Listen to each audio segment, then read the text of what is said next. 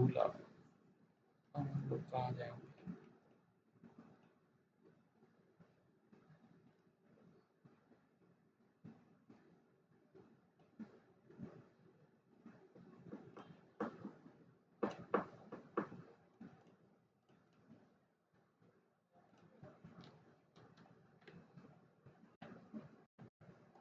Demo आ रहा है हमारा।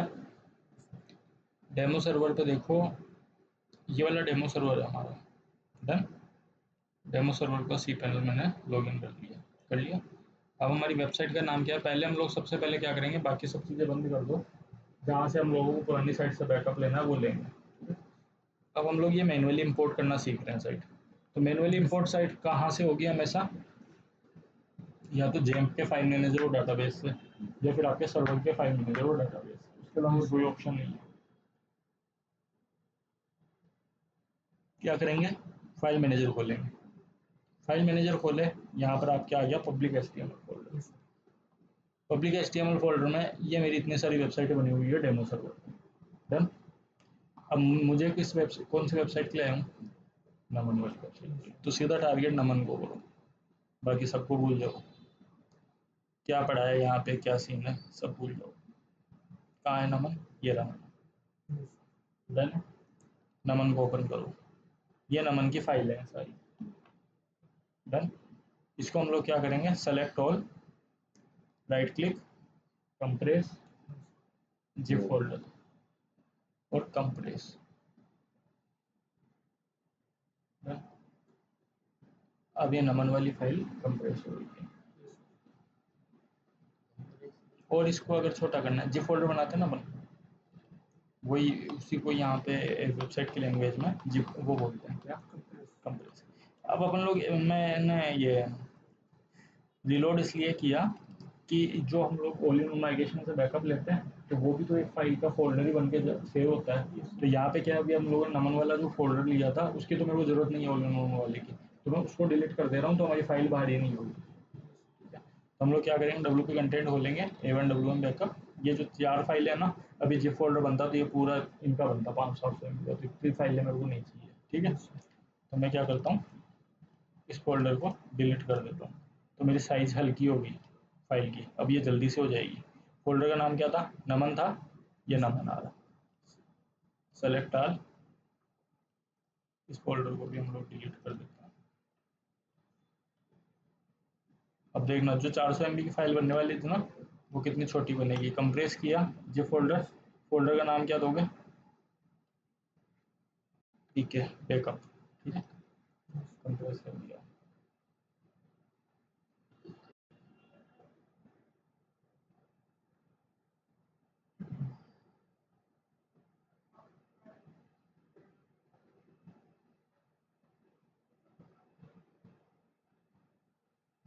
बन गया, जिप फोल्डर बन गया।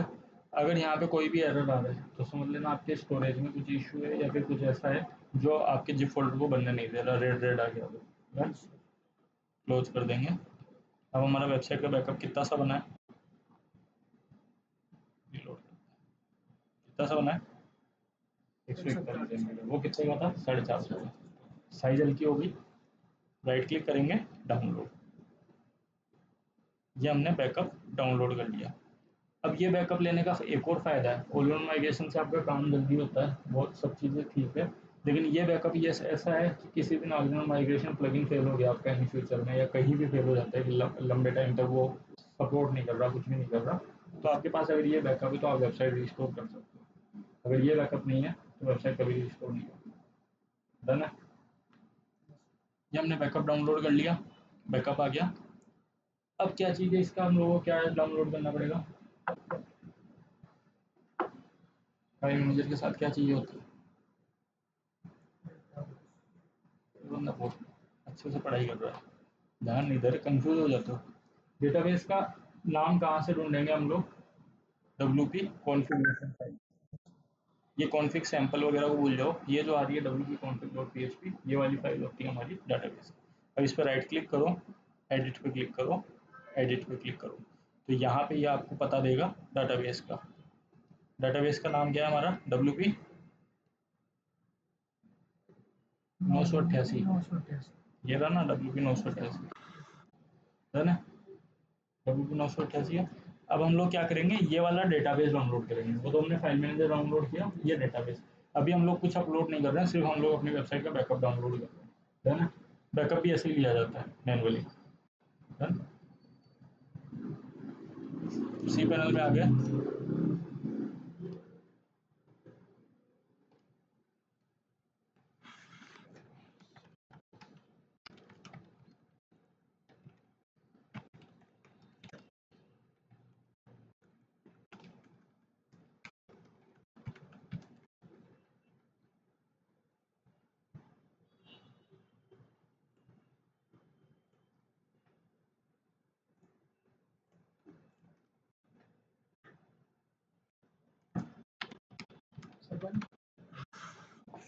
डन, इनको जरूरत नहीं, मैंने तो पी लिया, मैं तो रख रहा था, मैं तो साइड में कर रहा था।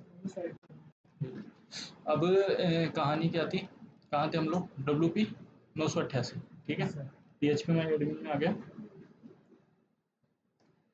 PHP माई एडमिन में जैसे ही जाओगे,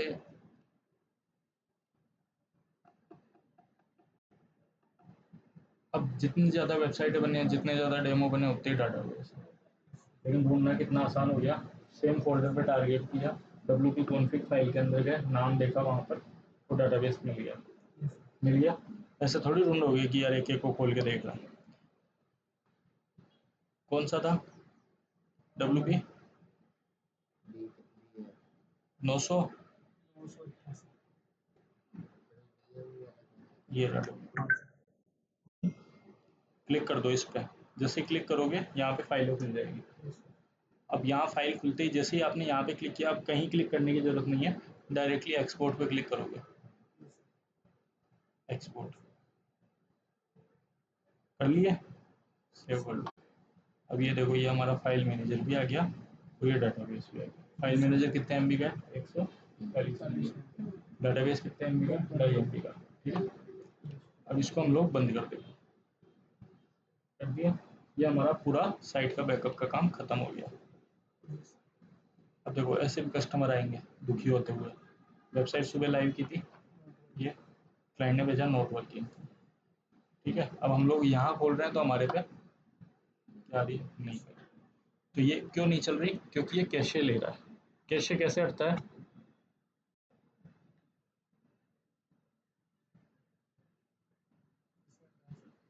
हम्म, हट गया कैसे, कैशे कैसे हटता है, URL जो होता है, URL के आगे आप स्लैश लिख के क्वेश्चन मार्क लगाओगे, कैसे हट जाएगा। कैसे किसको बोलते हैं, जैसे अभी मान लो कि इंटरनेट चल रहा है, अपना वाईफाई चल रहा है, और हमने एक वेबसाइट खोली, वो काफ़ी देर से चल ही नहीं रही थी, चल ही नहीं रही, चल ही नहीं रही, तो वो क्या होगा, ऑटोमेटिकली उसने एक जैसे फोटो कॉपी टाइप की होती है, वो उसने बना ली इंटरनेट में अपने दिमाग में। अब जब भी आप खोल रहे हो तो वो चीज़ नहीं खोल रही, क्यों, क्योंकि उस ब्राउजर ने कैशे ले लिया आपके।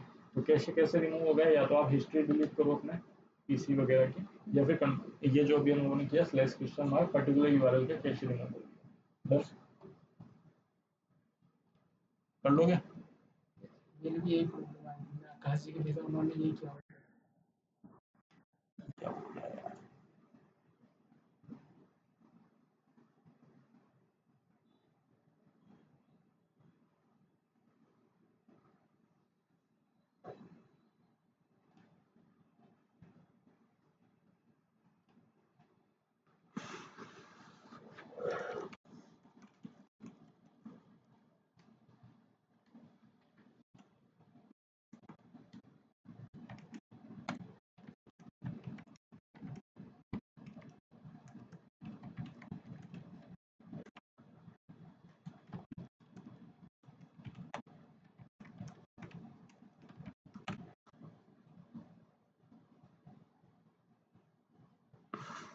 अब देखो क्लाइंट का पहला सवाल ही आया, जैसे वेबसाइट लगेगी कि मैंने गूगल के अंदर एंटर किया, लेकिन मेरी वेबसाइट तो कहीं दिख ही नहीं रही, है ना।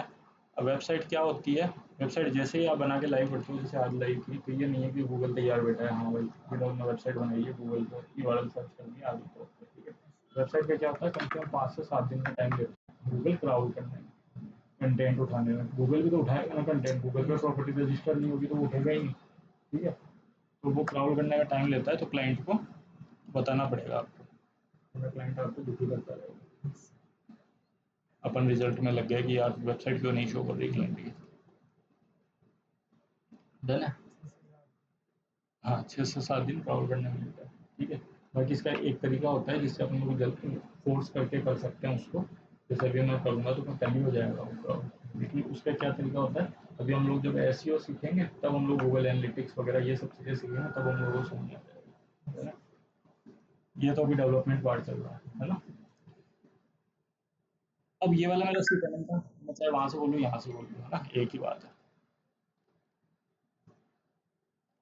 ये सी पैनल बोला मैंने, फाइल मैनेजर का गया, पब्लिक HTML, ये मैं सब डिलीट कर दे रहा हूँ।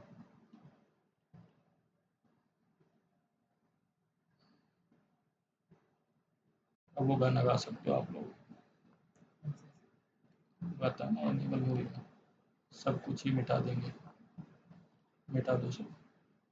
ये हमने डाटाबेस डिलीट कर दिया, ये हमने यूजर डिलीट कर दिया, सब डिलीट कर दो।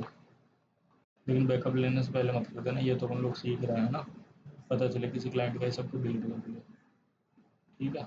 बैकअप जरूर ले लेना पहले, ना दोबारा बनाने बैठोगे। सब कुछ मिटा दिया, बस। अब क्या सीन है, हम लोगों ने क्या लिया था, बैकअप, डाटाबेस का और फाइल मैनेजर। अब इसका सिंपल सा है, सी पैनल पे जाओगे, सबसे पहले क्या करोगे, डाटाबेस बनाओगे। डाटाबेस का नाम क्या था हमारा, नमन बना दो। डन, क्रिएटेड डाटाबेस, कुछ जो मर्जी वो बना दो। डन, नमन क्रिएट कर दिया। अब हम लोग यूजर का नाम क्रिएट करेंगे, नमन ही कर देता हूँ मैं, ये भी पता रहेगा नमन वाली साइट है, ठीक है।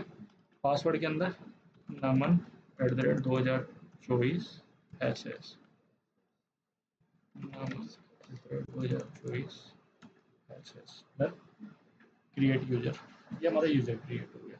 अब ये प्रोसेस सेम वही है जो भी हम लोग वर्डप्रेस इंस्टॉल कर रहे थे। गो बैक करोगे, गो बैक करने के बाद में यहाँ पर ऑल प्रिविलेज को ऐड करोगे, ऑल प्रिविलेज मेक चेंजेस।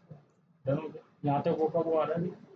अब हम लोग क्या करेंगे, ये सी पैनल जो आ रहा है, इस सी पैनल पे कंट्रोल पे क्लिक करके राइट क्लिक, मतलब ये ओपन कर देंगे, ठीक है। अब हम लोग कहाँ जाएंगे, फाइल मैनेजर। पहले फाइल मैनेजर में क्या डालते थे, वर्डप्रेस डालते थे, पब्लिक HTML में आ गया, अपलोड में आ गया। अब ये वाला बैकअप डालेंगे मैनुअली, मैनुअल हो रहा है सारा काम, ये मैनुअली हम लोग अपलोड करेंगे।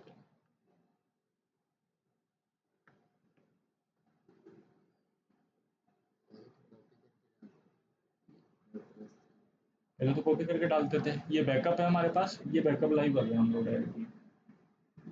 डन, बैकअप अपलोड हुआ, गो बैक किया, ये हमारा बैकअप आ गया। राइट क्लिक करोगे, एक्सट्रैक्ट करोगे, एक्सट्रैक्ट फाइल्स, तो एक फोल्डर बन जाएगा बीके, या फिर डायरेक्टली आपके पास यहाँ पर पेस्ट हो जाएगा। हो गया डायरेक्टली पेस्ट, तो हम लोगों को कोई फोल्डर वोल्डर नहीं बना, तो यहाँ पर बैक जाने की भी जरूरत नहीं है। क्यों, पाथ हमेशा यहाँ देख लेना, पब्लिक HTML में ही पेस्ट हुआ है, कर लोगे। अब हम लोगों ने क्या बनाया है यहाँ पे, डाटाबेस यूजर नेम, यहाँ पे क्या आएगा, फाइल मैनेजर। अब हम लोग क्या करेंगे, फाइल मैनेजर में जाके WP कॉन्फ़िग में जाएंगे, जहाँ पे जाते थे, राइट क्लिक करेंगे, एडिट, एडिट। अब जो वर्डप्रेस इंस्टॉल करते थे ना, उसमें क्या होता था, डाटाबेस का नाम डालते थे, पासवर्ड डालते थे, आपका कनेक्ट हो जाता है, ठीक है। लेकिन यहाँ ऐसा नहीं होगा, यहाँ पर आपको WP कॉन्फ़िग फाइल में मैनुअली डालना है। WP कॉन्फ़िग में आ गए, कौन सा है ये डाटाबेस, 988 है। इसकी जगह हम लोग क्या कर देंगे, डाटाबेस का यूजर नेम नमन कर देंगे, कर दिए यूजर नेम नमन। ये भी नमन नहीं है, सेम ही नाम से बनाया था अपन ने। पासवर्ड क्या बनाया था,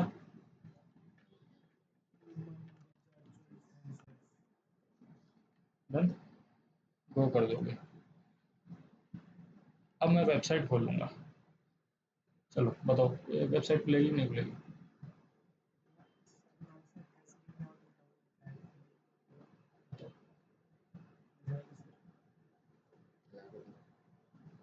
पहले यस नो तो बताओ।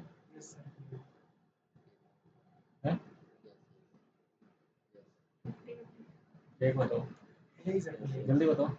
आपने किया है तो खुलेगी सर। ठीक है, नहीं खुलेगी है ना, नहीं खुलेगी। तो ये तो वर्डप्रेस इंस्टॉलेशन आ गया, हमने तो बनी बनाई वेबसाइट उठाई। ये तो वर्डप्रेस इंस्टॉलेशन आ गया ना, अगर ये करना होता तो हम लोग वर्डप्रेस वाली फाइलें डालते। क्यों नहीं खुली? क्योंकि मैंने क्या बताया था स्टार्टिंग में, जब भी वेबसाइट का बैकअप वगैरह कुछ भी लेंगे, फाइल मैनेजर और डाटाबेस दोनों चाहिए हमें। अभी हमने डाटाबेस डाउनलोड तो किया, लेकिन ये कहीं पे इंपोर्ट नहीं किया, अभी हमने सिर्फ डाटाबेस कनेक्ट किया। डन। तो अब हम लोगों को क्या करना है, इसको मैं यहाँ पर ओपन करके छोड़ दे रहा हूँ। cPanel ने यहाँ पे कनेक्ट कर दिया, यहाँ पे भी हमने कॉन्फ़िगरेशन कर दिया, कॉन्फ़िगरेशन कर दिया मतलब वर्डप्रेस भी सही से इंस्टॉल हो रहा है। डन।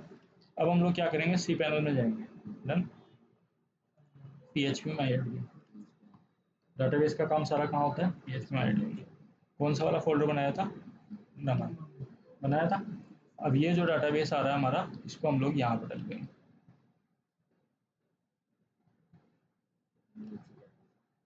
हो गया इंस्टॉल, रेड कलर का आ गया। अब इस पर दोबारा क्लिक करोगे तो ये हमारी डाटाबेस की सारी फाइल है। अब मैं इसको रिलोड करूँगा तो चलेगा कि नहीं चलेगा?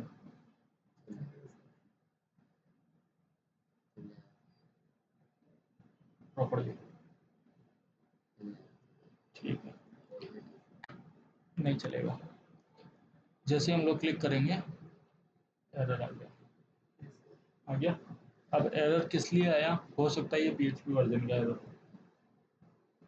PHP वर्जन में नहीं खा रहा हो, उतना कुछ दिक्कत हो, है ना। तो हम लोग क्या करेंगे, यहाँ पर आएंगे, PHP पे जाएंगे, मल्टी PHP मैनेजर, यहाँ पर हम लोग करते हैं 7.4 करके देखते हैं।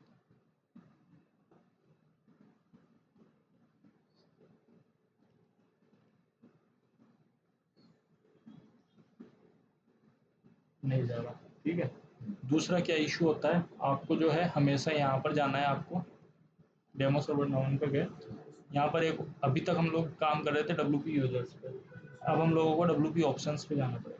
ऑप्शंस पे क्यों जाना पड़ेगा, क्योंकि यहाँ पे आपका जो URL है, आपने तो पूरा फाइल मैनेजर डाटाबेस वगैरह सब कुछ उठाया है, URL ऑटोमेटिकली चेंज नहीं होते इसके अंदर, नहीं होते। तो आपको क्या करना पड़ेगा, WP ऑप्शंस पे जाओगे, यहाँ पर क्या आ रहा है URL हमारा, naman.demo.server.online, ये तो हमारा पुराना पाथ था।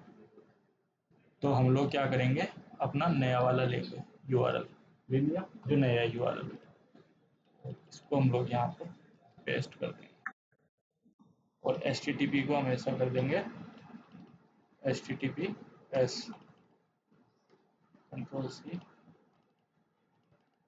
Ctrl+V। डन। अब रिलोड करते हैं,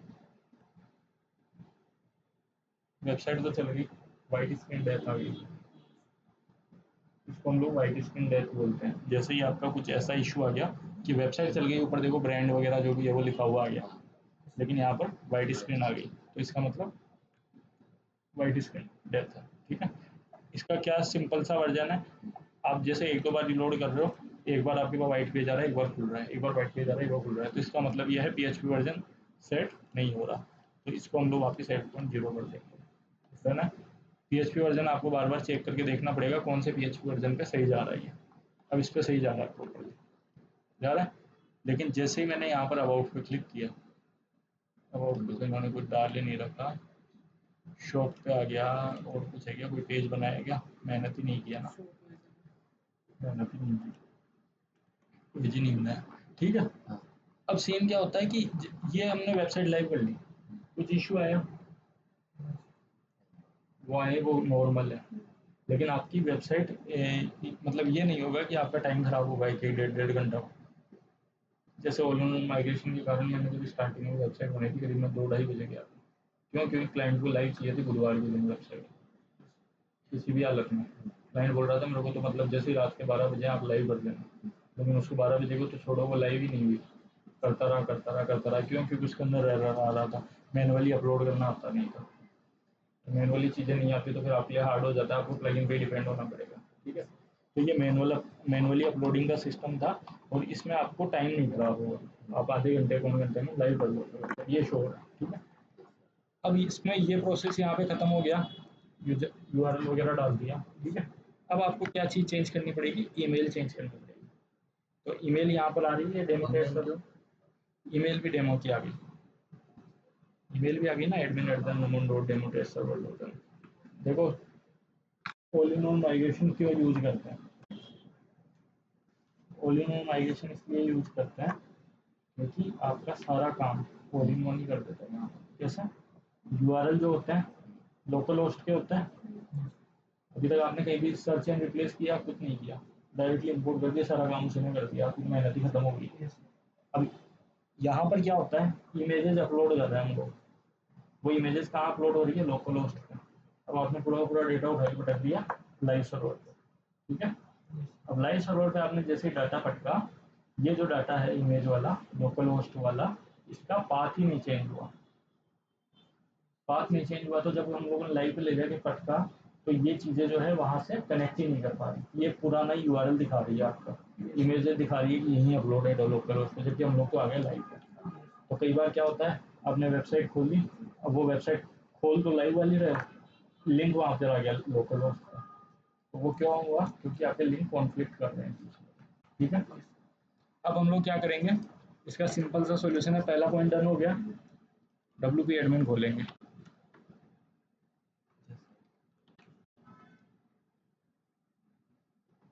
WP एडमिन खोलेंगे, क्या था पासवर्ड, नमन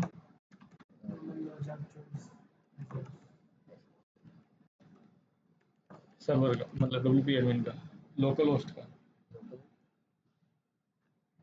नमन वाली जो साइट थी ना,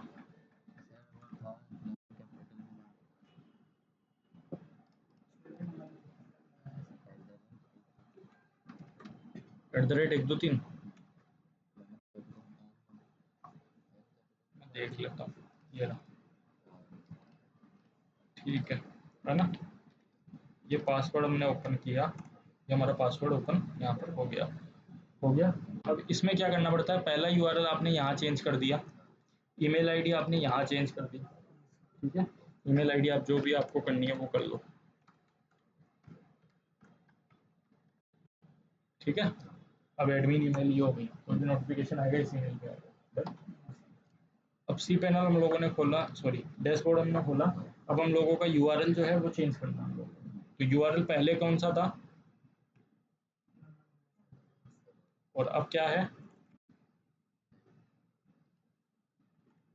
ये था पहले वाला, और अब वाला क्या है, डेमो सर्वर शो, ठीक है।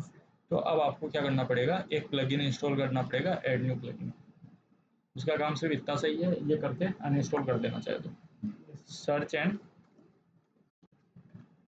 रिप्लेस।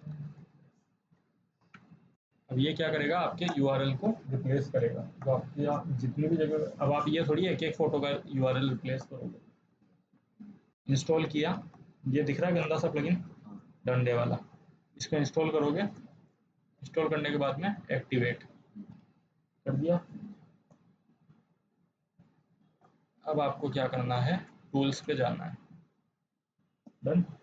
टूल्स पे जैसे ही जाओगे, जैसे ही आपने प्लगइन इंस्टॉल किया, टूल्स पे जाओगे, सर्च एंड रिप्लेस का ऑप्शन आ जाएगा, सर्च एंड रिप्लेस पे क्लिक करोगे, सर्च एंड रिप्लेस पे क्लिक करने के बाद में सेकंड वाला ऑप्शन खोलना है, search and replace, done. Search and replace खोलने के बाद में यहाँ पर ये वाला यूआरएल हमको कॉपी कर लेना है, कर लिया, और ये यूआरएल हमने पेस्ट कर दिया, ध्यान से करना है बिल्कुल, ठीक है। और अब किसके साथ रिप्लेस करना है, इसके साथ रिप्लेस करना है, ये स्लैश हटा दो आगे से, डन। अब सबसे नीचे आओगे, सेलेक्ट ऑल टेबल्स, ये रिप्लेस कहाँ होती है, डेटाबेस के अंदर होती है हमेशा। ड्राई रन को करो offline, save changes in database, save करना है हमारे डाटाबेस में, do search and replace. 50 table थी, 292 सेल्स थे, जो कि ऑटोमेटिकली इसने कर दिया। तो अब हमारा ये डाउट खत्म हो गया कि हम लोग जो इमेजेस वगैरह आ रही थी वो लोकल होस्ट पे तो नहीं लेके जाएगी हम, पहला पॉइंट डन, ये क्लियर हो गया।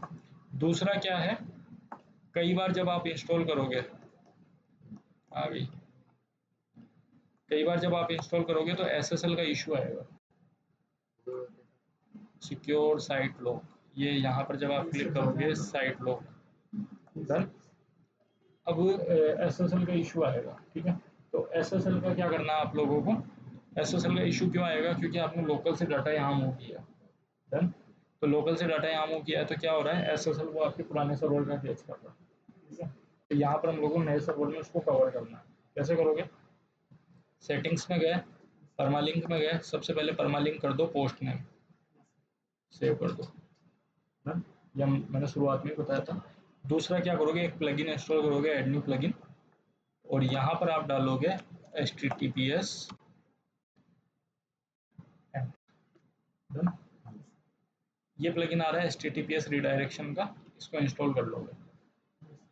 अब ये प्लगइन क्या काम करता है, आपकी जो फोटो जो फाइल्स वगैरह जो है वो एसएसएल के साथ नहीं आ रही, उसको फोर्स करता है कि आप एसएसएल के साथ आओ, तो वो ऑटोमेटिकली एसएसएल आ जाएगा उसके ऊपर। तो आपको एरर जो आते हैं वो लाल कलर के, जैसे अभी आप वेबसाइट खोलोगे यहाँ पे लिखा हुआ है नोट सिक्योर, तो वो इसी रीजन से आता है काफ़ी सारी साइट, ठीक है।